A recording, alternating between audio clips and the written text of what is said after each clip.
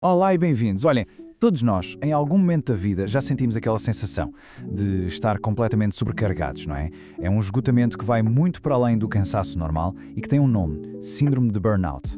Agora, o que talvez não seja assim tão óbvio é a ligação profunda que existe entre esta exaustão e aquilo que comemos. É precisamente essa ligação que vamos explorar hoje e tentar perceber como podemos recuperar o controle. Pronto, vamos a isto. A pergunta que está mesmo no centro de tudo é esta: por que é que num dia daqueles mais complicados, a primeira reação de tanta gente é procurar conforto na comida? Atenção, isto não é falta de força de vontade. Como vamos ver, é uma resposta biológica e bem complexa que o nosso corpo põe em marcha. Vamos lá desvendar este mistério? Então, o nosso caminho vai ser este. Primeiro, vamos perceber a ligação entre o cansaço e a fome. Depois, mergulhar na biologia do stress e desvendar o tal círculo vicioso que nos prende. E claro, o mais importante de tudo, vamos descobrir estratégias práticas para quebrar esse ciclo, aprender a reconhecer os sinais de alerta e, com sorte, encontrar um novo ritmo para a vida. Muito bem, vamos então começar pela base de tudo. O que é exatamente este estado de exaustão e como é que se manifesta no nosso corpo? Olhem, a síndrome de burnout não é só sentirmos um bocadinho mais cansados depois de uma semana difícil. Não. É um estado de esgotamento profundo, persistente. A motivação simplesmente desaparece. A capacidade de concentração vai por água abaixo e instala-se uma sensação de tristeza, de apatia. É um estado clínico reconhecido que resulta da exposição contínua a níveis muito altos de stress. E como vamos ver, as nossas escolhas alimentares podem estar, sem que a gente se aperceba, a piorar e muito este estado. E agora chegamos à questão central. O que é que se passa, afinal, dentro do nosso corpo para criar esta ligação tão forte entre sentir-se stress e ter vontade de comer? O ponto fundamental a reter é este. Aquele impulso para comer em excesso quando se está sob stress não é uma falha de caráter. Não é. É uma resposta fisiológica. O nosso corpo, quando enfrenta um stress que não desaparece, ativa mecanismos de sobrevivência muito antigos, que nos levam a procurar fontes rápidas de energia, mesmo que, a longo prazo, isso nos faça mal. Ok, para percebermos bem isto, vamos focar-nos em 3 mecanismos biológicos que são chave.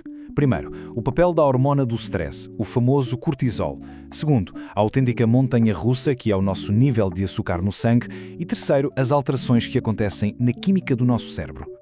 Então, vamos começar pelo cortisol. Quando estamos estressados, o nosso corpo liberta esta hormona. Bem, a curto prazo, isto até é útil, prepara-nos para a ação. O problema é quando o stress se torna crónico. Aí, os níveis de cortisol mantêm-se sempre lá em cima.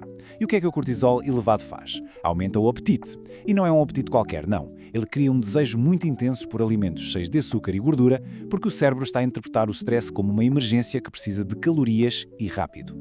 E, claro, isto transforma-se rapidamente num ciclo vicioso. A pessoa cede ao desejo e come qualquer coisa doce, o açúcar causa um pico de glicose e o corpo reage com uma dose gigante de insulina para o fazer baixar. O resultado? Uma queda a pique nos níveis de açúcar que o cérebro interpreta como fome urgente. E pronto, o desejo por mais açúcar volta com toda a força.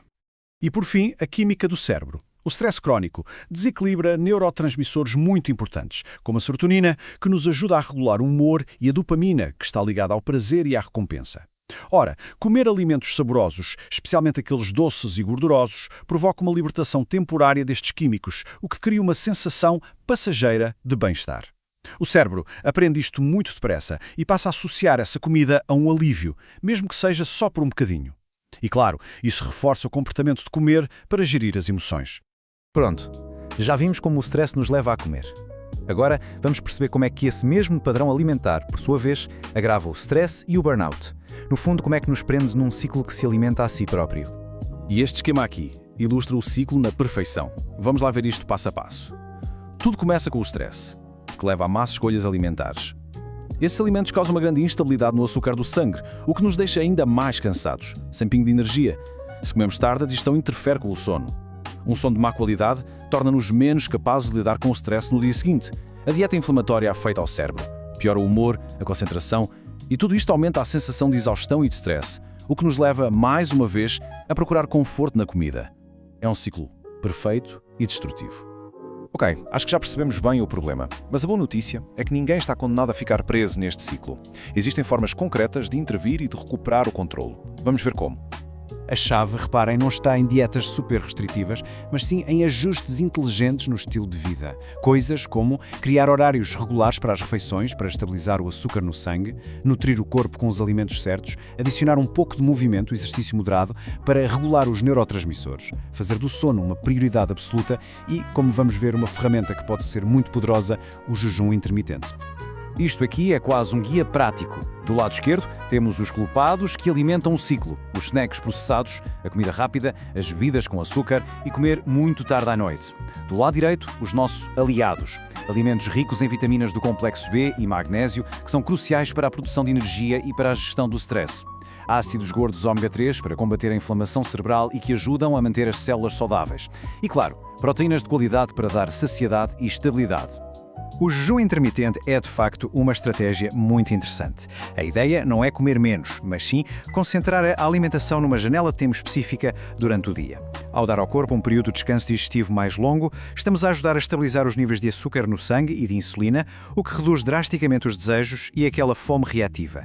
É uma forma muito eficaz de sair da tal montanha-russa de picos e quedas de energia. É absolutamente fundamental aprendermos a ouvir o nosso corpo. Ele dá-nos sinais muito claros quando alguma coisa não está bem.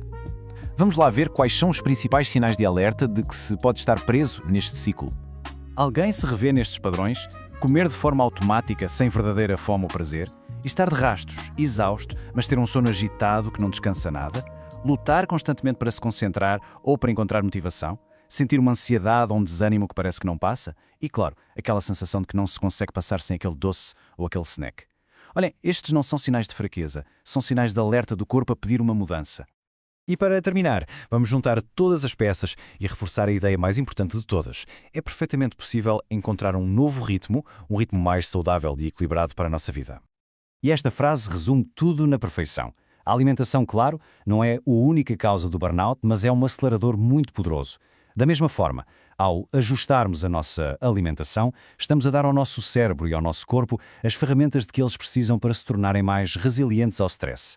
Temos muito mais poder sobre o nosso bem-estar mental do que muitas vezes imaginamos.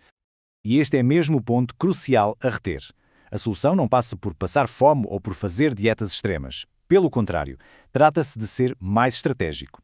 Trata-se de escolher alimentos que nos nutrem em vez de nos esgotarem. E de comer em momentos que respeitam os ritmos naturais do nosso corpo. Pequenas mudanças no quando e no que comemos podem ter um impacto transformador na nossa energia e no nosso estado de espírito. E para terminar, fica esta pergunta para a reflexão. A mudança não precisa de ser radical. Qual é o primeiro pequeno passo que pode ser dado hoje para se começar a proteger o próprio bem-estar? Talvez seja terminar a última refeição um pouco mais cedo, ou talvez trocar uma bebida com açúcar por água, ou simplesmente fazer uma pausa de 5 minutos antes de comer. Qual é o primeiro passo, por mais pequeno que seja, que pode ser dado hoje na direção de uma vida com mais bem-estar?